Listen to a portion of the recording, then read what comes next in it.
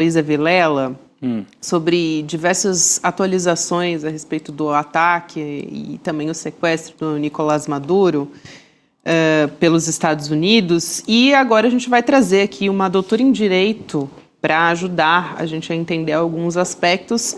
Ela é doutora em Direito pela Delaware Law School e Univale, professora também em Direito Constitucional, a Luciana Bauer. Doutora Luciana, seja bem-vinda. Ela esteve com a gente no dia do sequestro do Maduro, na transmissão especial. Você. Eu um pouquinho mais tarde, não cheguei a conversar com a doutora Luciana. Acordamos a professora logo cedo no sábado. Exato, estava lá. Bem-vinda, professora. Olá, comunidade CL, prazer estar aqui. Um prazer te receber também, professora. Agora há pouco a gente falava sobre o governo Trump recuando, melhor dizendo, reescrevendo a acusação contra o Nicolás Maduro. Não diz mais que ele chefia um cartel de drogas, o Cartel de los Soles. Eu quero perguntar mais diretamente como que isso pode interferir nesse julgamento contra o Nicolás Maduro lá em Nova York. Então, quando a gente fala em administração Trump, a gente fala de coisas caóticas, violentas, de uma ruptura com o direito. E é isso que se trata. O Trump, já na primeira administração, e mais ainda no Trump 2.0, ele rompe com os tratados, ele rompe com, por exemplo, o Pacto de Paris, rompe com a ONU e rompe também internamente, porque essa captura, que aqui nos Estados Unidos chamam de abdução do Maduro, se dá sem o conhecimento do Congresso. Então, ele está totalmente fora do que, por exemplo, do Working House falariam do Império do Direito.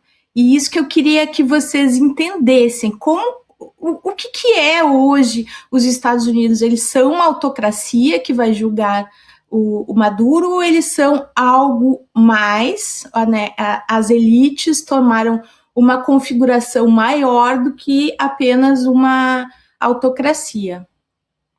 É algo escandaloso, né? Você justifica o sequestro com base na informação amplamente divulgada e reproduzida aqui no Brasil de que o Maduro é chefe do cartel de Los Soles, e aí chega depois que ele já está sequestrado e preso no Brooklyn, lá em Nova York, você diz, não, a gente errou, não era cartel, aliás, cartel de Los Soles não existe, né?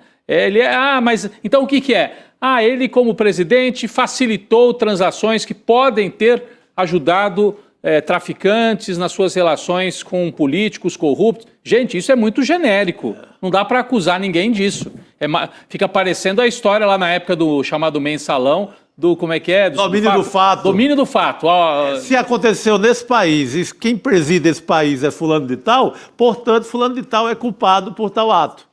É isso. Então, é um lawfare danado contra o Nicolás Maduro. Isso não tem nada a ver com defender o governo do Nicolás Maduro, erros, acertos, mas em reconhecer que, mas ele era um autocrata. E o Trump é o quê? A professora acabou de falar, né? Acho que o mundo está começando a avançar nessa ideia de que é preciso chamar o governo do Trump do que ele é. Porque o que ele está fazendo, não só para o mundo, mas para os próprios cidadãos dos Estados Unidos, é caminhar para uma autocracia, né? Um imperador do mundo, um imperador, sem regra, né? Não é uma república, é um império, né? Aliás, por isso que as manifestações aí, a professora pode falar melhor, era no kings, né? A gente não quer reis, é república, mas ele está agindo como imperador, Gabi. É isso, professora. Exatamente, esse Estado predatório, caótico, sem ordem jurídica, extremamente militarizado, é o que marca o governo Trump. E também a acusação contra Maduro, porque agora surgiu uma nova acusação na Flórida, e mais a Suíça disse que vai pegar os bens do Maduro. Eu queria que vocês entendessem que estamos não diante de um Estado robesiano, autocrático, em que ainda existe império da lei. A gente está com o Estado dissolvido. E só tem um livro ou uma situação jurídica que eu posso enquadrar isso. Ela é bem forte. Ela é de um jurista chamado Franz Neumann, de um livro chamado Behemoth, que é o quê? A descrição do direito e do Estado jurídico da Alemanha nazista, em que não existia o Estado organizado, existia um Estado militarizado, um partido único, quase como é o partido. O Trump, ele dissolveu praticamente todas a identidade partidária dos republicanos, tornou quase um partido único. Eu tenho uma burocracia estatal em que eu não tenho mais juízes e servidores de carreira. Eu vou fazer uma limpeza, como a enormidade de demissões que tiveram aqui já no primeiro ano, e eu coloco pessoas partidárias, mas principalmente eu tenho um grande capital industrial que hoje se revelam pelas Big Techs, que possibilitam esse Estado forte, mas dissolvido, desregulado, em que eu não tenho mais a regra que vem da Constituição, do Congresso e das instituições. Eu tenho a norma geral. E essa norma geral, que você há pouco se referiu, que está sendo enquadrada para o Maduro. Porque o que é a norma geral? É dizer... você está indo contra os interesses dos Estados Unidos, portanto, eu aplico uma lei penal contra você. É muito grave, estamos num estado que é muito mais que um estado de exceção.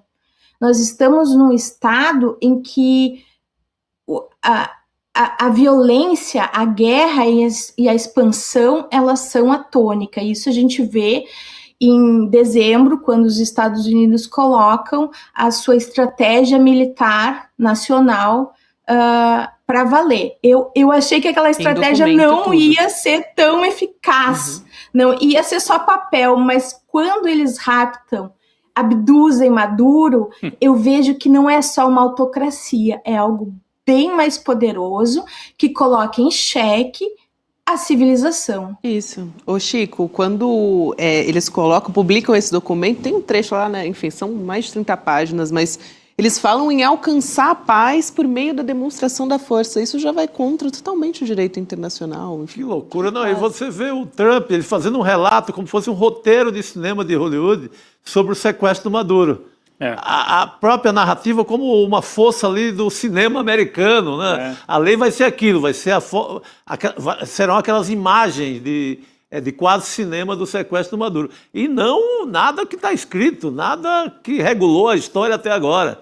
A legitimação vem, e ele usou uma expressão naquela primeira entrevista que me chamou a atenção, ele falando, eu assisti, se vocês vissem o que eu vi, foi de uma velocidade e de uma violência impressionantes. Ele construiu essa história e assim, louvando uma grandeza a partir desse cinema que ele construiu na cabeça dele. E velocidade e violência, a professora falou da Alemanha nazista, me lembra também a Itália, né? Aquele movimento futurista. Do Marinetti. Marinetti. Inspirado no Marinetti. Inspirado, que louvava a velocidade, as máquinas, o poderio que vinha da tecnologia, que vinha da velocidade. Então o Trump é isso. Assim, tem muitas semelhanças e muitas diferenças também, porque nós estamos quase 100 anos depois, né? Com os movimentos de extrema-direita, naquela época, europeus, e agora das Américas, da América do Norte. Então é para a gente realmente prestar atenção. Mas a gente fica tentando criar paralelos para o passado, mas é algo que está acontecendo agora, na nossa frente, sendo construído agora. Mas hoje, você falou da Itália, a Europa saiu daquele estado de vassalagem completa e teve uma reação em relação à Groenlândia, né, professora? A Alemanha, a França, Itália, até a Itália, e a Espanha saíram em defesa da Dinamarca, e alguns, como o governo da Dinamarca, falando que se o Trump continuasse com esse discurso, com esse avanço da ideia de tomar a Groenlândia, isso poderia comprometer, inclusive, a OTAN. Como é que a senhora viu essa reação? Isso considerando uma comunidade que estava neutralizada, parada. Catatônica. Catatônica é melhor. Um grande teórico, porque o Trump é um homem de negócios, é um político muito comunicador, ele não é uma pessoa que tem ideologia em si, mas ele se cercou de ideólogos, principalmente da Heritage Foundation, que fez o projeto 2025, que é um projeto de extrema direita, né? É um projeto que agora militarizado, tem essa face do Behemoth quase de uma estrutura ideológica e jurídica de Alemanha nazista. E esse teórico principal que está assessorando o ministro da Guerra, ele se chama Eldbrad Kolbe, e ele fez um livro que, quando eu comprei, eu não dei muita atenção, se chama A Estratégia da Negação, porque é negação de território, né? Ele é um teórico para defesa do Império China. Ele, lá no livro dele, ele coloca que a China já é um hegemon, possivelmente mais forte que os Estados Unidos, e como os Estados Unidos reagem a isso e fazem a somatização. E eu até coloquei uns mapas aí para vocês. A imagética a semiótica desse livro é muito importante, porque quando vai surgindo essa estratégia nacional, e mais quando o Maduro é atacado, a gente vê que a gente não vê o mapa mundi normal que a gente vê na escola, a gente vê um mapa mundi em que a Groenlândia é o centro. Por quê? Porque a futura guerra vai ser travada entre esses 3 hegemons possíveis, com os Estados Unidos, Rússia e China. E esse centro é a Groenlândia. Por isso que eu acho que um dos próximos passos, esse livro é como se fosse um rascunho do que está acontecendo agora, efetivamente, na política de guerra dos Estados Unidos. Então, por isso que eu trago ele à baila. Por quê? Porque essa militarização me responde, do ponto de vista jurídico, que não estou só diante de uma autocracia, mas de algo muito mais perigoso para a humanidade, porque é algo de base civilizatória. Eu retiro aquela racionalidade de Kant que deu aquele iluminismo que deu direito a todos, e eu coloco o direito só para a minha população ou só para uma elite. Então, nesse livro fala que eu tenho grandes pontos. O primeiro é a América do Norte e a América Central, que eles já consideram como sua. A Groenlândia, e depois eles colocam a Europa. Eles referem nesse livro, o Eldbrad Kolbe coloca que o NATO, né, a OTAN, ela deve ser combatida, ou seja, eles já não se veem dentro da OTAN. E o terceiro ponto, target para eles, é o Oriente Médio e principalmente o Irã. Nesse sentido, o Brasil seria um arrabalde, mas um arrabalde que tem a sua... é um hegemon da própria América Latina. Então, eles vão colocar nós na berlinda, mas ao mesmo tempo cuidando, por exemplo, das nossas eleições, fazendo guerra híbrida, fazendo uma série de outras pequenas sanções e ameaças, como, por exemplo, retomar a base de Natal ou as bases antigas, né, por um direito, né, que eles falam que é histórico. Não, só complementando a professora, eu lembrei também da base de Alcântara, que está sob domínio dos norte-americanos, né? Eles que mandam lá no lançamento de foguetes e etc. Eu estava olhando o mapa, até estava de cabeça baixa enquanto a professora falava, para tentar olhar melhor o mapa, que até foi colocado aqui na nossa tela, né, quem está nos acompanhando. Podia colocar de novo, por favor, a nossa equipe, esse mapa que está no livro. Eu até fico na dúvida se esse livro existe em português, porque o nosso público deve ficar curioso, né? Eu já estou curioso, gostaria de ler esse livro. A professora citou também no sábado esse livro. Não é um teórico tão conhecido fora dos Estados Unidos, né? Não é como o Steve Bannon. O Steve Bannon não é teórico, é um ideólogo, mas esse não é tão conhecido, a professora traz para a gente, mas ele ajuda a desenhar a política do Donald Trump. Então o mapa de novo, por favor, pessoal. Ela diz ali que a Groenlândia está no centro, né? Você tem 3 grandes players, jogadores, né? Os Estados Unidos, a China, a Rússia e no meio a Groenlândia, que seria o centro desse mapa. Então tem todo sentido com o que o Trump vem anunciando. E o segundo mapa que a professora mandou aqui para a gente, que também está no mesmo livro, Estratégia da Negação, olha aí, esse aí estabelece ali com cores mais escuras o que seria uma espécie de um cordão de isolamento para a China É isso, né, professora? Se pudesse explicar esse outro, então você tem Austrália, Japão, Taiwan... O interessantíssimo desse livro é que quando saiu a NSS, que é a Estratégia Nacional de Segurança, e com o ataque do Maduro, eu vejo que esse livro é o rascunho. Então é como se eu tivesse o rascunho do que os Estados Unidos estão fazendo.